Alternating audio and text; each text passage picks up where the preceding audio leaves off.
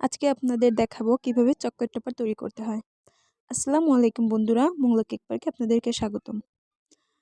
Chocolate cake তৈরি করতে গেলে চকলেট টপার মাস্ট লাগেই, আর না হলে কেন জানি চকলেট কেক মনেই হয় না। তো দেখুন, আমি প্রথমে কিছু চকলেট কেটে নিয়েছি যতটুকু আমার প্রয়োজন। এরপরে আমি এটাকে একটি মোল্ডে ঢেলে নিচ্ছি।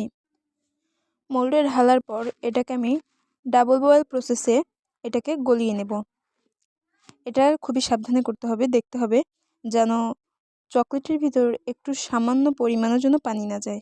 আর হ্যাঁ, প্রথমেই আপনাদেরকে চকলেটটাকে আধা ঘন্টা কিংবা 1 ঘন্টা আগে, আপনারা যদি আরও কিছু সময় আগে বের করে রাখেন তাহলে আপনাদের চকলেট কাটতে সুবিধা হবে। এবং আপনারা যদি আগে থেকে চকলেটটাকে বের করে না রাখেন তাহলে আপনাদের চকলেট টপারের যে প্রসেসটা সেটা একেবারেই ভালো হবে না। প্রথমে দেখুন আমার চকলেটটা কি সুন্দর গলে এসেছে, কিন্তু যদি আপনারা আগে থেকে বের করে না রাখেন তাহলে কিন্তু চকলেটটা দলা দলা বেঁধে যাবে এবং ওটা দিয়ে টপার বানাতে আপনার কষ্ট হয়ে যাবে। এরপরে দেখুন আমি এটাকে নামিয়ে হালকা একটু ঠান্ডা করে নিলাম। এরপরে আমি যে ধরনের টপার বানাতে চাই সেরকম একটি মোল্ডের নিয়ে তারপরে আমি সেটায় চকলেট একটু একটু করে দিয়ে তারপরে আমার সুবিধা মতো আমি দিয়ে কাজ করে দেবো। আমি প্রথমে চামচ দিয়ে দিচ্ছিলাম, আসলে এটা চামচ দিয়ে দেওয়ার কাজ না, এটা হাত দিয়ে করলেই ভালো হয়। আপনারা চেষ্টা করবেন হাত দিয়ে করার।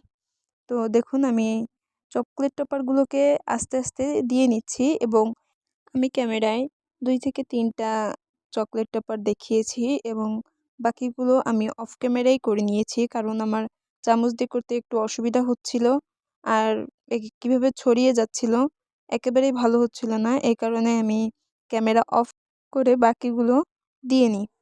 এভাবে আমার অসুবিধাই হচ্ছিল, এজন্য আমি ক্যামেরা অফ করে বাকিগুলো দিই। তো এই দেখুন আমার এগুলো পুরোপুরি হয়ে গেছে এবং আমি আরেকটা করছিলাম আরেকটা ডিজাইনের। আসলে আমার বেশি দরকার ছিল না, আমার পরিমাণে একটু বেশি করা হয়ে গিয়েছিল, এজন্য আমি এটাও করে নিয়েছিলাম। এবং এই তো দেখুন এটা আছে গিয়ে ফ্রিজে আপনি যদি 10 থেকে 15 মিনিট রেখে দেন তাহলেই দেখবেন আপনার চকলেট টপার একেবারে পারফেক্ট হয়ে গেছে।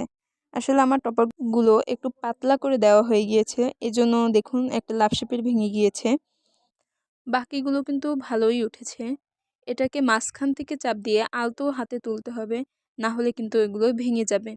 আমার 4 কোণার দুটোও ভেঙে গিয়েছে এবং বাকি দুটো সুন্দর উঠেছে। দেখুন আমি আস্তে আস্তে সবগুলো উঠিয়ে নিয়েছি, কি সুন্দর সবগুলো উঠে গেছে। এটার জন্য আসলে বেশিক্ষণ ফ্রিজে রাখতে হয় না, 15 থেকে 20 মিনিট রাখলেই হয়ে যায়।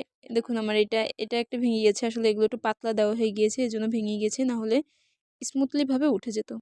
আমার চ্যানেলটি নতুন, যাদের আমার ভিডিওটি ভালো লাগবে অবশ্যই সাবস্ক্রাইব করে বেল আইকনে প্রেস করে পাশে থাকবেন। ধন্যবাদ। আল্লাহ হাফেজ।